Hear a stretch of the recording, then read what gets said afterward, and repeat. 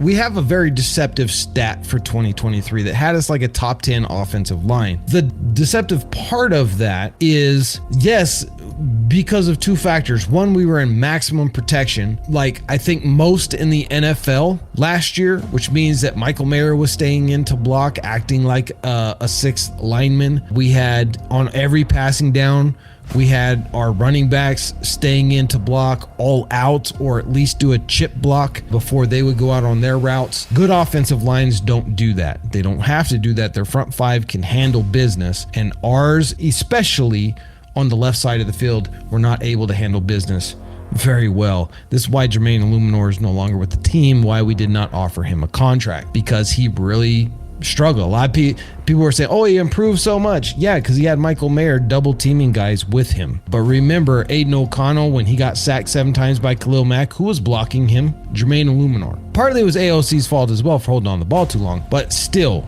for one guy to give up 7 sacks, that's way too much. And that's why he's not with the team anymore. So we definitely had to address that, and we did. We addressed it in the draft, and we are still addressing it as news is coming out that we just picked up yet another tackle. He's swing, he can play tackle, he can play guard, but he's actually better suited for playing tackle. So we're going to jump into this. Got another upgrade with. We're gaining depth on that offensive line, which is something we didn't really have much of last year, so it's good to see that Tom Telesco is hitting that free agency with the undrafted guys as well as veterans. The Las Vegas Raiders were aggressive in trying to upgrade their offensive line in the draft, having used 2 of their first 3 picks on offensive linemen. However, that's not stopping them from beefing up their depth. According to May 6 X post from the NFL Network's Ian Rappaport, the Raiders are signing former New Orleans Saints offensive lineman Andrus Peat. He has a stretch of where he was one of the top offensive linemen in the NFL in 2018 to 2020, where he was named to the Pro Bowl for 3 straight years. He hasn't been able to maintain that level of play consistently, which has led the Saints to playing him at multiple positions along the offensive line. He's primarily played guard throughout his career, but has played some left and right tackle. At 6'7", his body is actually better equipped to play tackle. That may be where the Raiders plan to use him. Dylan Parham is likely the starting left guard, while second-round pick Jackson Powers Johnson will likely start at the right side. Now, if you've seen any of my discussions with Hot Beavers from Raider Nation Hotspot when he comes on my show, he's of the opinion that Parham's going to probably switch back to right guard, which is his natural position, and see Jackson Powers Johnson start at left guard, because Jackson Powers Johnson also played center and guard, and he played left and right guard, mostly right guard, but he can also play that left side. So this may be a little bit, up in the air as to which side Dylan Parham's going to play. Again, he plays better on the right side, but we'll have to see what the coaches decide on that. But at worst, Peat gives the Raiders experienced offensive lineman who has started in over 102 games in his career. His versatility should be a welcome addition to Las Vegas. Even if Peat doesn't start in 2024, he should see the field plenty, as a rotational player. It remains to be seen how the Raiders plan to use Peat this season. If they want him to play tackle, looks like the team will have a 3-way competition between Thayer Munford, rookie 3rd-round pick Delmar Gaze, and Peat.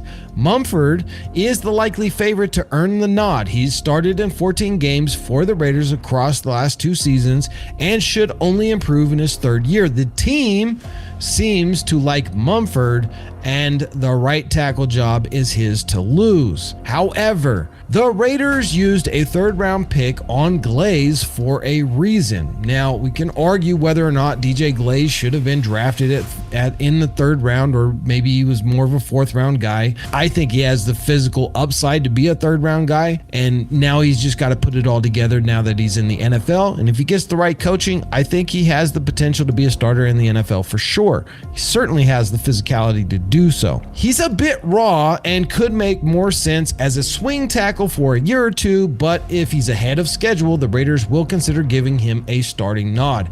Peat Peat makes the most sense as a backup who can fill in multiple spots if there are injuries. The team didn't have consistency at right tackle last season and has to hope they can find a more permanent solution this season. Now moving on to Jackson Powers Johnson. Well, before we do that, we got to put the kids to bed. You know how we do. Got to thank today's sponsor of the channel, and that is Earth Elixir, owned and operated by a Raiders fan.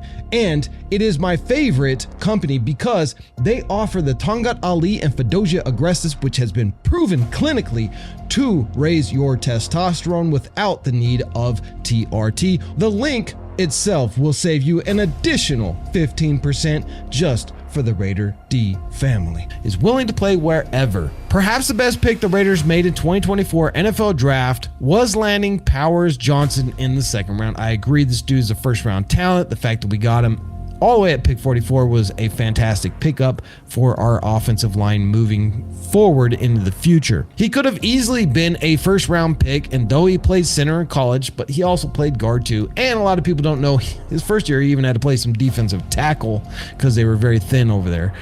So that's kind of where his aggressive mean streak comes from, in my opinion. The team is likely to use him at guard. He doesn't mind. He said it's clear that he'll play wherever the team needs him to. Anywhere the Raiders want me to play, I'm going to play. If they want me to throw the ball, I'll throw the ball. I'm pretty sure we won't have him throwing the ball, by the way. Powers Johnson said during an April 26th conference call, but I really think me playing center is seamless and is a testament to all coaches I had at Oregon and in high school. I've worked so hard, but it's not really about me. It's about all the people who helped me get here.